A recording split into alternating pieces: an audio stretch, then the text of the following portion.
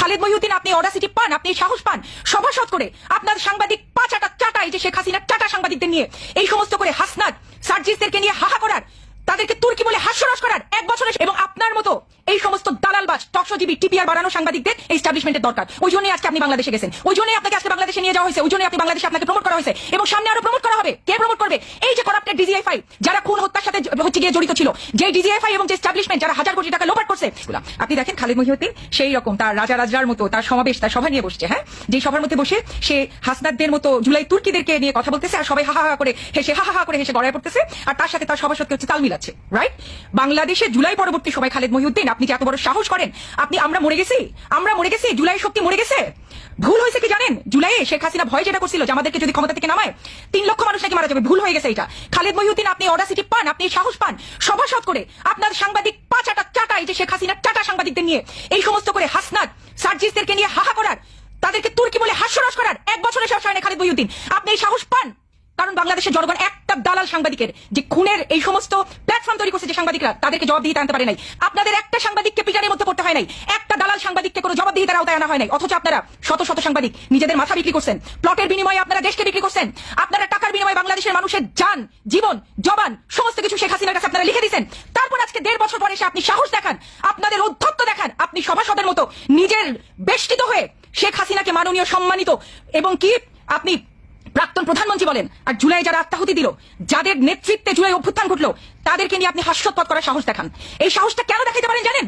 কারণ আপনাদের দলীয় বুদ্ধিজীবীরা এখনো দঙ্গলবাজ বলে, মব বলে জনগণের যে শক্তি আছে সেটাকে হচ্ছে ঠেকায় রাখে, সেটাকে হচ্ছে দাবায় রাখে। যেই ক্ষমতা, যেই পপুলারিটি, যে টাকা পয়সা আপনি শেখ হাসিনার আমলে এনজয় করছেন, সেম লেভেল এখন আপনি এনজয় করতে চান, একইভাবে আপনি এনজয় করতে চান। তো সেইটার স্যাম্পলই তো আপনি দেখাইলেন যে এস্টাবলিশমেন্টে আপনারা কোনো কেয়ার করেন না।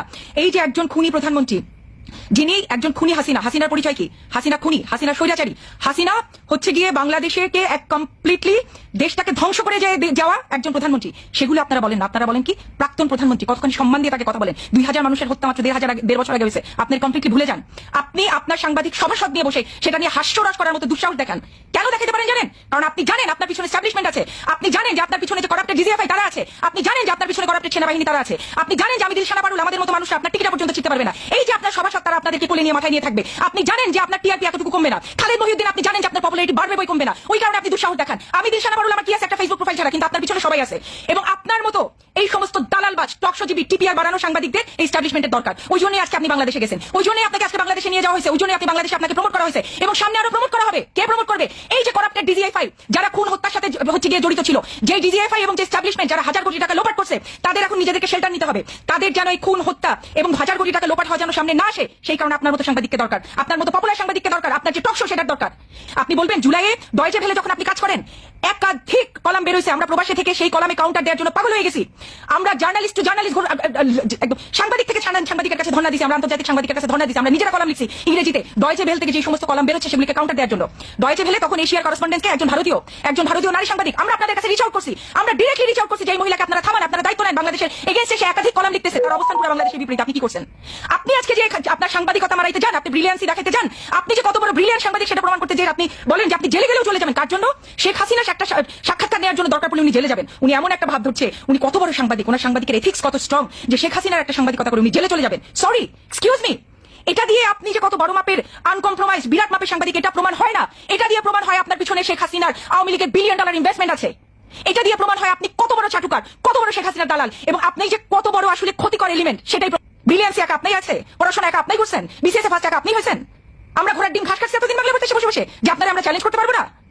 আপনি যে কথাগুলো বলেন because you get that audacity, কারণ আপনাকে ওই অ্যাকাউন্টেবিলিটির মধ্যে পড়তে হয় নাই। জনগণের প্রতিনিধি হিসেবে আমরা ব্যর্থ হয়েছি আপনাদেরকে এই অ্যাকাউন্টেবিলিটির মধ্যে নিয়ে আসার। বাংলাদেশের সাংবাদিক এবং সাংবাদিক সংস্থা হচ্ছে সবচেয়ে বড় ব্যর্থতা আমরা প্রমাণ করছি। একটা কুশপত্রিকা পর্যন্ত দাও করি নাই আমরা, একটা সাংবাদিকের পোস্টারের মধ্যে একটা সাংবাদিকের কুশপত্রিকা করে আমরা হচ্ছে জুতার মালা পরাই নাই, একটা সাংবাদিককে আমরা অ্যাকাউন্টেবিলিটি দিয়ে নিয়ে আসতে পারি নাই।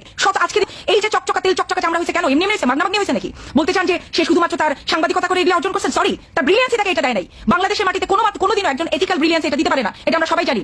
কারাপ্টেড সিস্টেমের সাথে যে যতখানি হচ্ছে অ্যাকোমোডেট করে, কারাপ্টেড সিস্টেমকে যে যতখানি আফোল্ড করে, তার মুখে চোখে খালেদ মহিউদ্দিনের মতো তত হচ্ছে তেল চর্বি চকচক করে। হ্যাঁ, তার মুখের মধ্যে ততদিনের মধ্যে তেল চর্বি চকচক করে। আর নইলে বাংলাদেশের সেই মিডিয়া হাউসগুলোতে মানুষজনকে সুইসাইড করে মরতে হয়, বেতন না পেয়ে মরতে হয়।